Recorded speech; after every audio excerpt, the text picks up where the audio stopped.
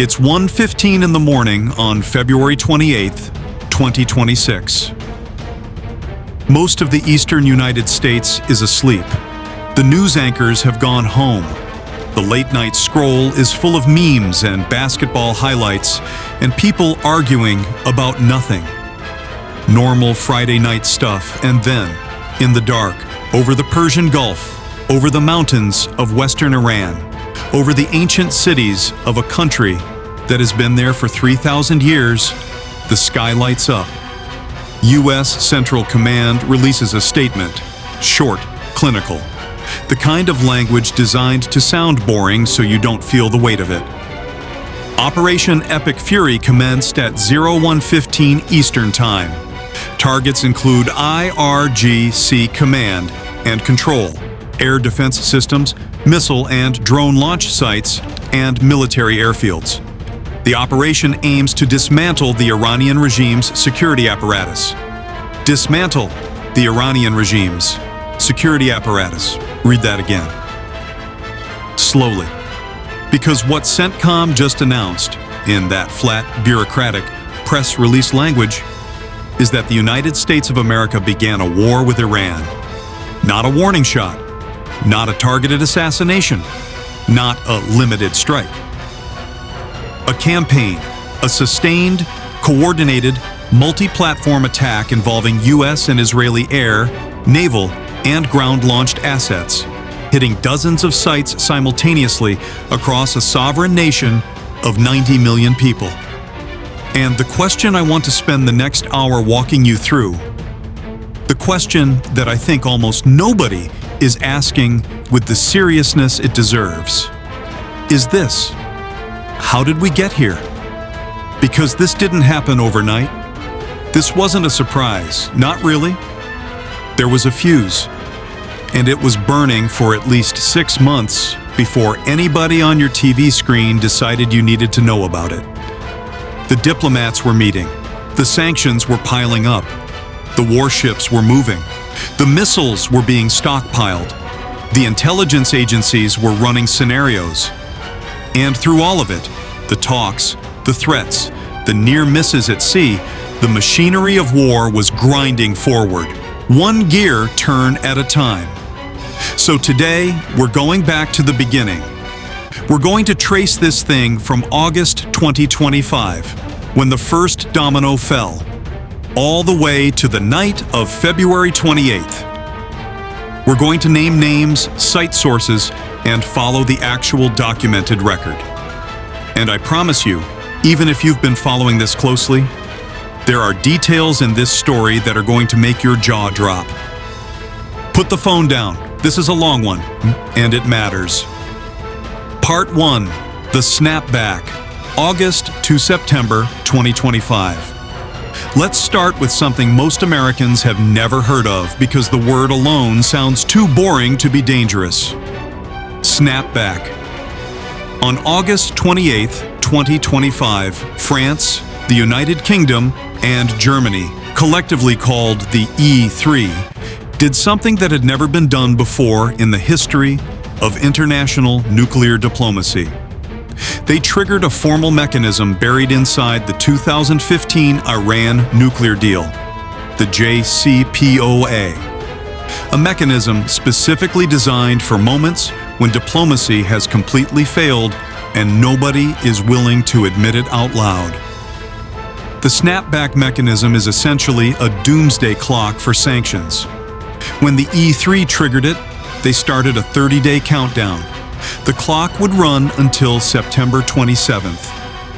If Iran didn't come back to the table and make serious concessions on its nuclear program, a mountain of UN sanctions that had been suspended under the 2015 deal, sanctions it took years to build, sanctions that had been strangling Iran's economy, would automatically snap back into place. No vote required, no Security Council approval. Automatic. Now here's why this matters, and why it's the right place to start this story. Because the snapback wasn't just a diplomatic pressure tool. It was a signal. A very loud, very public signal from Europe that the era of negotiation was over, that the West had made its calculation, that Iran's nuclear program had crossed a threshold that no amount of talking was going to walk back. Iran's response? Public defiance. Their leadership went to the UN General Assembly that September, the same stage where world leaders come every year to perform their outrage and their grievances for the cameras. And they said essentially, we are not coming back to the table. Not on Washington's terms, not under threats. Reuters was there. They reported the diplomatic deadlock in excruciating detail. The E3 on one side, Iran on the other, and the September 27th deadline ticking down in the background like a timer on a bomb. The sanctions snapped back. And just like that, Iran went from under pressure to under siege. But here's what I need you to understand about that moment, because it's easy to hear UN sanctions and tune out.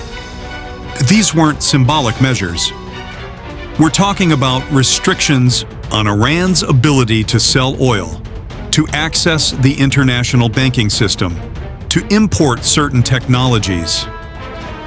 Iran's economy was already battered. Inflation was savage. The rial, their currency, had been in free fall for years. And now the noose was tightening again. When you squeeze a country that hard, one of two things happens. Either the government collapses from internal pressure, or it doubles down, gets desperate, and starts making moves that it wouldn't otherwise make. Iran chose door number 2. The Doha strike and the question nobody could answer. September 9th, 2025. 9 days after the E3 triggered the snapback, 9 days, Israel did something that shocked even the most jaded observers of Middle Eastern politics. They bombed Qatar, not in those exact words, obviously. The official framing was more careful than that. But on September 9th, 2025, Israeli missiles and aircraft struck targets in Doha, the capital of Qatar, a country that is not Iran, that is not a declared enemy of Israel, and that hosts the largest American military base in the entire Middle East, Al Udeid Air Base, and killed at least 6 people, including a Qatari security official. The target? Senior Hamas leadership. Hamas had been headquartered in Doha for years, operating in a kind of uncomfortable diplomatic limbo, where Qatar hosted them officially for the purpose of maintaining a communication channel, even while the rest of the world was treating Hamas as a terrorist organization. Now, Israel had been making clear for a while that it did not care about those diplomatic niceties anymore. The October 7th attacks in 2023 had changed something fundamental in how Israel's government calculated risk. But bombing Qatar, that was a different level. Qatar is an ally of the United States. Qatar hosts U.S. forces. Qatar has diplomatic relationships with half the Arab world. Striking in Doha was not just killing Hamas leaders. It was a message to every country in the region. There are no safe havens anymore. Nowhere is off limits. Reuters reported that U.S. military officials were notified shortly before the strike. Not consulted. Notified. As in, we're doing this, we wanted you to know, don't get in the way. And the United States, publicly, officially, said nothing. No condemnation, no, we expressed our concerns in private. Nothing. If you're paying attention, that silence is louder than any statement. Because it tells you something crucial about where the United States was, psychologically and strategically, in the fall of 2025.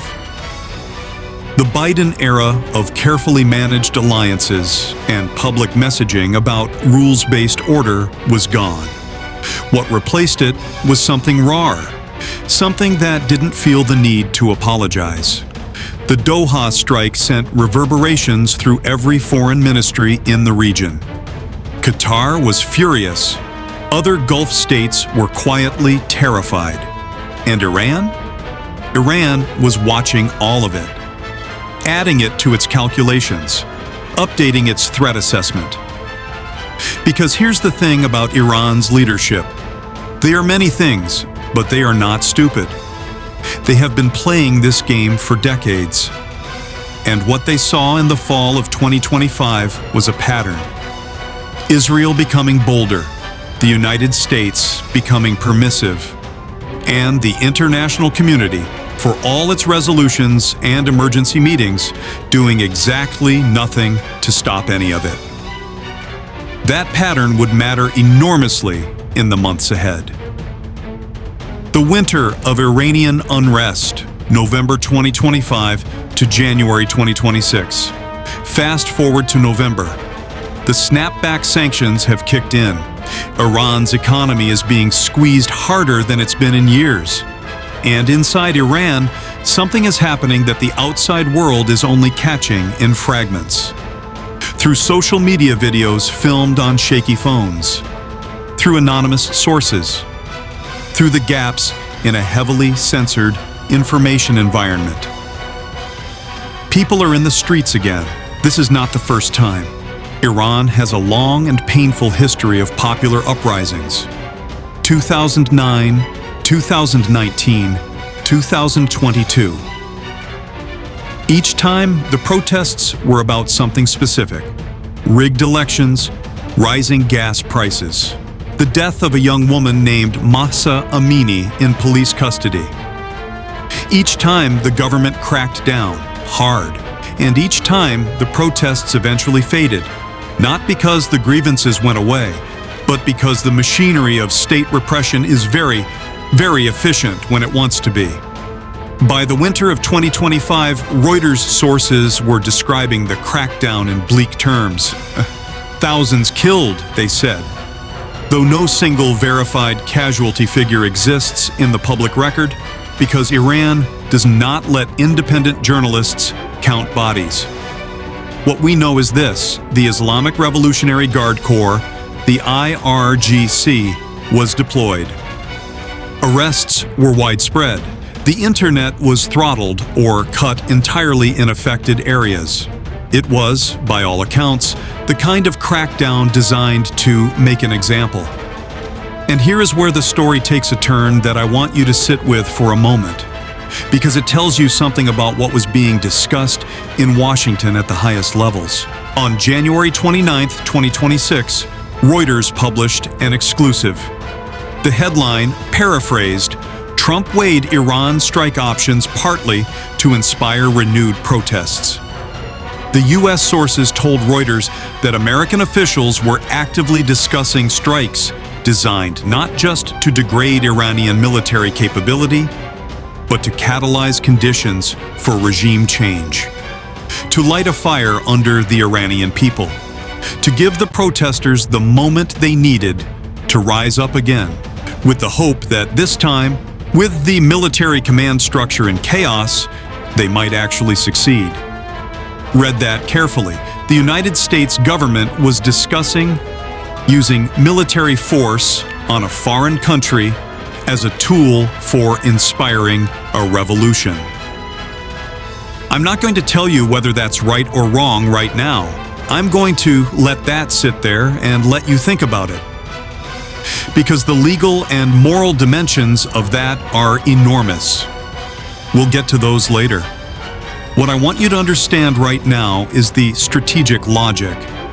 What was being sold inside the administration to the people who needed to be convinced was not just, we need to stop Iran's nuclear program. It was, we can do what sanctions alone never could. We can end this regime. Whether that logic was sound is a very different question, but it tells you that by late January 2026, this was not a conversation about deterrence anymore. This was a conversation about transformation, about the map of the Middle East looking fundamentally different when the smoke cleared. The U.S. arms to Israel what the Federal Register says. While the diplomatic and intelligence machinery was churning in the background, another, quieter story was playing out. One buried in the pages of the U.S. Federal Register, which is where the government is legally required to publish arms sale notifications when they exceed certain thresholds. I want to walk you through what was in there because this is primary source material. This is not anonymous sources or spin. This is the United States government, on the record, saying what it sold and to whom. The notification describes a request from Israel for thousands of 1,000-pound bomb bodies and JDAM guidance kits. JDAM, Joint Direct Attack Munition, is the guidance system that turns a dumb bomb into a precision-guided weapon. It's GPS-based. It's accurate to within a few meters. And in combination with a 1,000-pound warhead, it is capable of destroying hardened underground facilities. The estimated total cost of the package, $675.7 million. And here's the detail that should make you stop scrolling.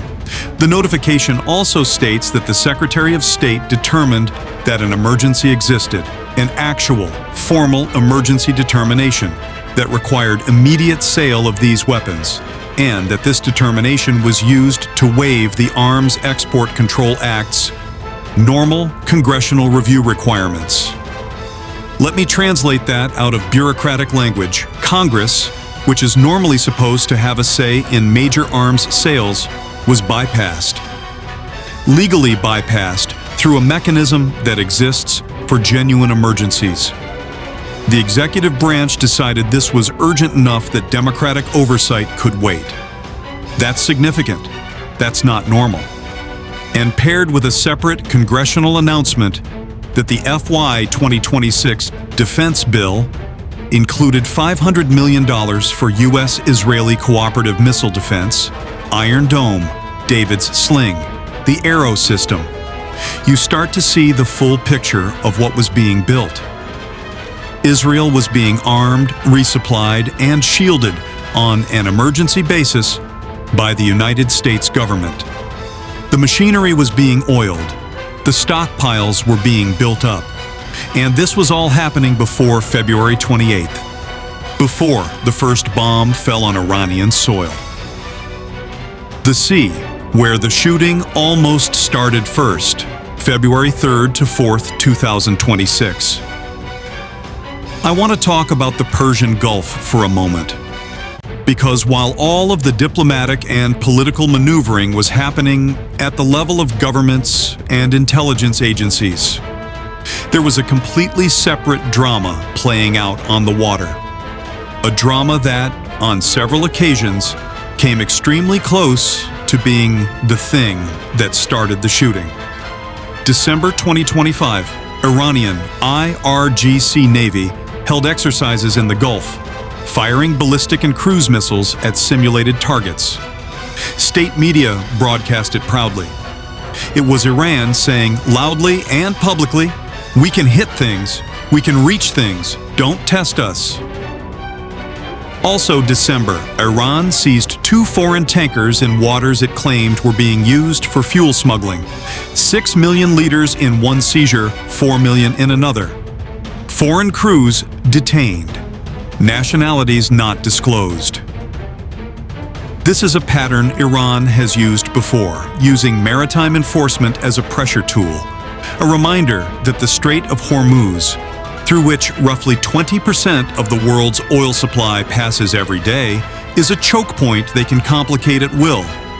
But it was February 3rd and 4th, 2026, that things got genuinely dangerous. 2 incidents, 1 day apart, and both confirmed by official U.S. military sources. First, Iranian gunboats and a drone approached a U.S.-flagged tanker, the MV Stena Imperative, in contested Gulf waters. A U.S. Navy warship was providing escort.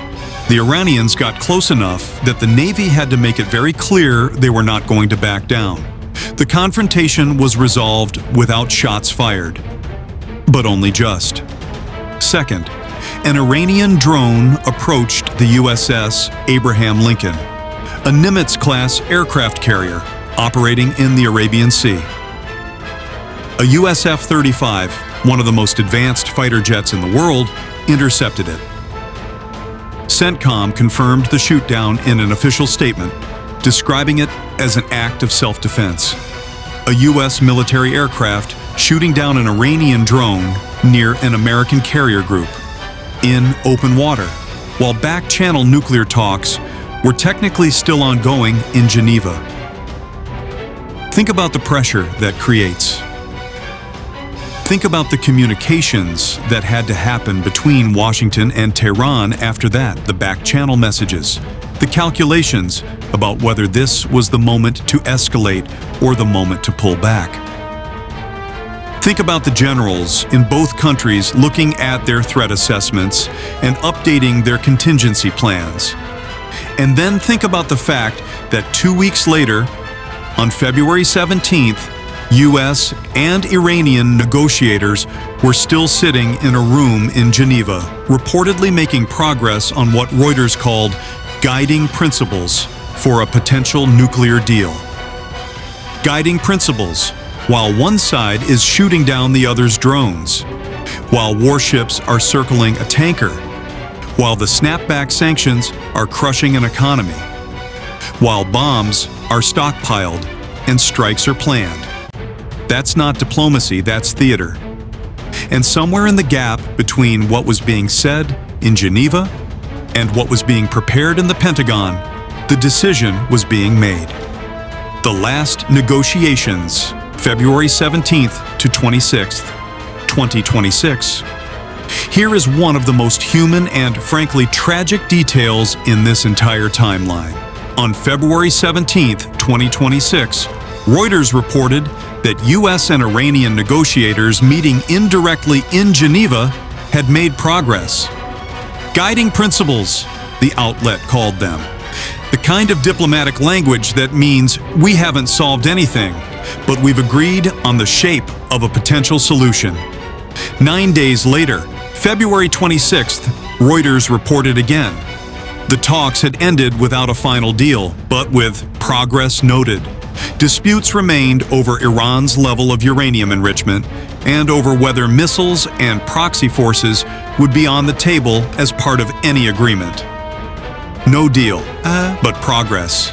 They were getting closer. 2 days after that, the bombs fell. I don't know what happened in those 48 hours.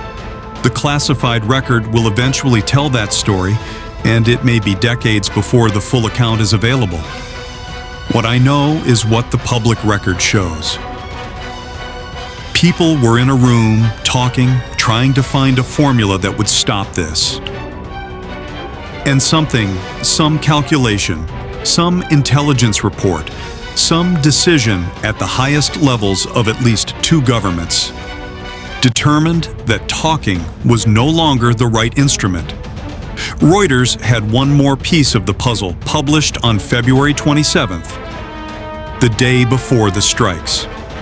According to US intelligence sources, Trump had publicly claimed that Iran would soon have a missile capable of hitting the United States. A frightening claim, a war-justifying claim.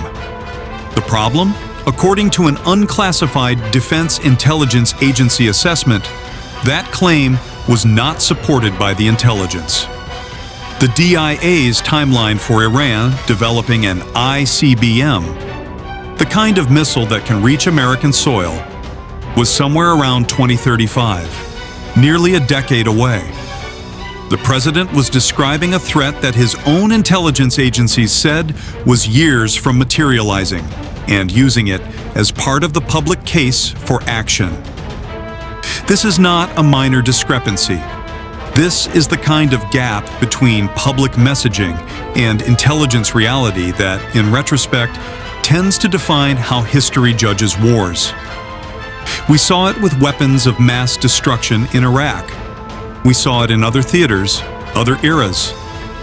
The pattern is not new, But the stakes here, a nuclear-armed regional power, proxy forces across half a dozen countries, 20% of global oil supply running through a single strait, make the consequences of getting it wrong almost incomprehensibly large.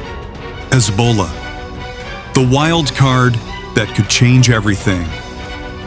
Before we get to the night itself, before we get to Operation Epic Fury and what it actually looked like and what it did, I need to spend time on the actor in this drama that most American coverage barely mentions. The one that, if things go wrong, could turn a regional conflict into a full-scale war. Hezbollah. Hezbollah is not a conventional military. It's not a government. It's something that took decades to build and that defies easy categorization. It's a political party, a social welfare organization, a militia, and a formidable armed force, all at once. It operates primarily out of Lebanon, but its reach extends into Syria, Iraq, and beyond. It is Iran's most powerful and most loyal proxy, and it has been since the 1980s. In January 2026, Naim Qassem, one of Hezbollah's senior leaders, gave a statement that Reuters carried directly. The quote matters, so pay attention to the exact words. Hezbollah is not neutral regarding potential aggression against Iran and would choose how and when to act. Not neutral, choose how and when. Those are the words of an organization that has already made its decision in principle and is waiting for the right moment to implement it. Now here's the complication. At the same moment that Hezbollah was signaling solidarity with Iran, Lebanon's actual government, a fragile, internally divided government that had just come through years of political crisis and economic collapse, was publicly committed to a ceasefire framework negotiated in 2024 after the previous round of Israel-Hezbollah conflict. The Lebanese president was saying one thing, Hezbollah's leadership was saying another, and the Lebanese army, which is supposed to be the state's armed force, does not have the power to compel Hezbollah to do anything it doesn't want to do. Israel, for its part, was also sending signals. On January 21st, Israeli forces struck 4 Syria-Lebanon border crossings that they said were being used to smuggle weapons to Hezbollah. A separate Israeli strike that same day wounded 19 people in a Lebanese village. Reuters reported Lebanon's health ministry confirming the injuries and Lebanon's president condemning the strikes. And Reuters separately reported U.S. messages to Lebanon. Israel would not escalate in Lebanese territory absent hostile acts originating from Lebanese soil. In other words, keep Hezbollah in check, and we won't give Israel a reason to go north. That's a lot of pressure on a government that cannot actually control Hezbollah. And it tells you exactly how fragile the containment scenario was before Operation Epic Fury even began. Because here's the math that every military planner on every side of this equation was running in the weeks before February 28th. If Hezbollah enters, this isn't a U.S.-Israeli campaign against Iran anymore. This is a multi-front war. Israel is fighting on its northern border. Lebanon is in chaos. The Syrian border becomes a flashpoint. Iraq's Shia militias, also tied to Iran, start making calculations. And the entire architecture of U.S. force posture in the region, those bases in Qatar, Bahrain, Kuwait, Jordan, becomes a target for Iranian proxy forces who now have political cover to act. One wild card, one decision made in a bunker somewhere in southern Lebanon. And the whole board changes, the China dimension. There's one more piece of context I want to give you before we get to the night itself, because I think it's the piece that most of the American conversation is completely missing. China. By late February 2026, Reuters was reporting based on sourced intelligence, that Iran was close to finalizing a deal with China for supersonic anti-ship missiles. The timing matters enormously here. This was happening precisely as the U.S. was moving multiple carrier strike groups into position near the Strait of Hormuz and the Arabian Sea. Washington Post reporting, citing a Navy official, would later describe more than a dozen U.S. warships operating in that theater by February 28th. Supersonic anti-ship missiles against carrier groups in a waterway that 20% of global oil passes through. If that deal had been finalized, and if those missiles had been delivered, the strategic calculation for U.S. naval operations in the Gulf changes dramatically. The risk to American ships and the risk that a single successful Iranian strike on a carrier group could kill hundreds of American sailors and trigger a massive escalation would increase in ways that are not easy to model or contain. It is not unreasonable to wonder whether the timing of Operation Epic Fury was influenced at least partly by a desire to act before those missiles arrived.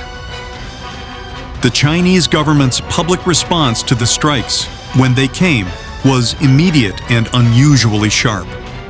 The Ministry of Foreign Affairs said China was highly concerned and called for an immediate stop to military actions and respect for Iran's sovereignty and territorial integrity.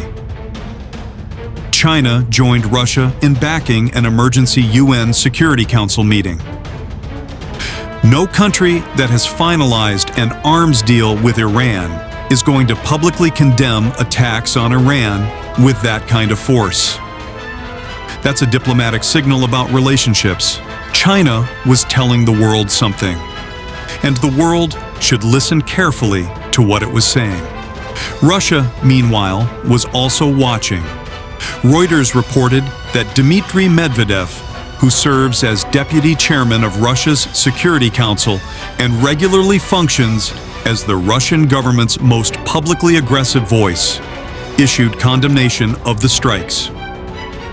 Russia has military assets in Syria, including an airbase at Hamaimim. Russia has been providing Iran with diplomatic cover at the UN for years. And Russia is in the middle of its own protracted conflict in Ukraine, where U.S. support to Kiev is a constant source of fury in Moscow. Direct Russian military involvement in an Iran conflict? Unlikely, according to most analysts. The risks of a direct U.S.-Russia engagement are too high for both sides. But indirect involvement, intelligence sharing, air defense support, weapons deliveries, economic measures to help Iran weather the sanctions, that's not just possible. Given the state of U.S.-Russia relations in early 2026, it's close to inevitable. What we know about February 28th, the first hours. At 1:15 a.m. Eastern Time on February 28th, 2026, CENTCOM's official statement confirmed that Operation Epic Fury had begun. The targets, as listed by CENTCOM, IRGC, Command and Control, Infrastructure. Iranian air defense systems, missile and drone launch sites, military airfields, described as locations posing an imminent threat. Reuters reporting, drawing on Pentagon sources, Israeli officials, and regional intelligence contacts, added significant texture to that bare statement. Israeli pilots, according to those sources, struck hundreds of targets. Simultaneous strikes hit multiple meeting sites. The operation had been planned in coordination with the U.S. months in advance. The U.S. role was described as accompanying military action. And then came the retaliation: Iranian missile and drone salvos toward Israel. Strikes on or near multiple U.S. partner states in the Gulf hosting American forces. Bahrain reported a missile strike on a U.S. Fifth Fleet Service Center. Qatar and Kuwait issued statements about attacks. The IRGC, according to Reuters, broadcast radio messages declaring that no ships were allowed to pass through the Strait of Hormuz. The 20% of global oil supply that moves through that waterway? Companies began suspending shipping. Navigation warnings went out. An entire sector of the global economy started holding its breath. On the casualty front, and this is where the picture gets both tragic and contested, Iran's Red Crescent reported 201 killed and 747 injured nationwide in the early hours. A reported strike on a primary school in the city of Minab was described by local Iranian officials and the Financial Times as having killed at least 85 people, with children among the victims. Reuters noted explicitly that it could not independently confirm that specific claim. CENTCOM, for its part, reported no U.S. combat casualties and said defensive systems had intercepted hundreds of Iranian drones and missiles with minimal facility damage. Two very different pictures, two very different stories of the same night. And the truth, the full, verified, documented truth, is not going to be available for days, weeks, maybe months. What is not in dispute is this: the United States and Israel launched a sustained military campaign against Iran. Iran retaliated across the region. Multiple countries felt the effects of that retaliation. The Strait of Hormuz was in some degree of disruption, and the world, China, Russia, every Gulf state, every European ally, woke up on February 28th to a Middle East that looked fundamentally different than it had 24 hours before. Why this moment is different? I want to close out this first part by saying something directly, not as analysis. As a human being watching this unfold, we have been told for years by politicians, by pundits, by generals and diplomats and think tank experts that a war with Iran would be catastrophic. Not difficult, not costly, catastrophic. That the last time the United States went to war in the Middle East on a premise of regime change and threat removal, we spent 20 years and trillions of dollars and thousands of American lives and uncountable more civilian lives. And we left behind a region more unstable than when we found it. Iran is not Iraq. Iran has a real military, real missiles, real proxies across a real region. And it has something that Iraq, in 2003, did not have: a nuclear program that is, depending on which assessment you believe, somewhere between months and years from producing a weapon. The international law questions are real and unresolved. The intelligence versus public messaging gap is real and documented. The civilian casualty questions are real and not yet answered. The risk of escalation through Hezbollah, through the Strait, through a miscalculation that kills American sailors and forces a response is real and not theoretical. And the people who will live with the consequences of this night, the children in Minab and Tel Aviv and Beirut and Doha and Manama, did not get to vote on it.